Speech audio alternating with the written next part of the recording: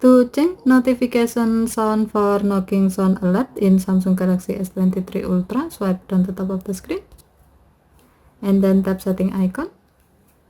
Scroll down the screen to find accessibility. Tap accessibility and then tap hearing enhancement. Tap sound notification and then tap open sound notification. Next, tap setting icon at the top right. Under preferences section, tap sound types. While the alert for sound notification is set to allow sound and vibration, tap notification categories. Under priority section, tap knocking. While the alert for knocking sound notification is set to alert, tap sound. And then select the desired sound you like to use.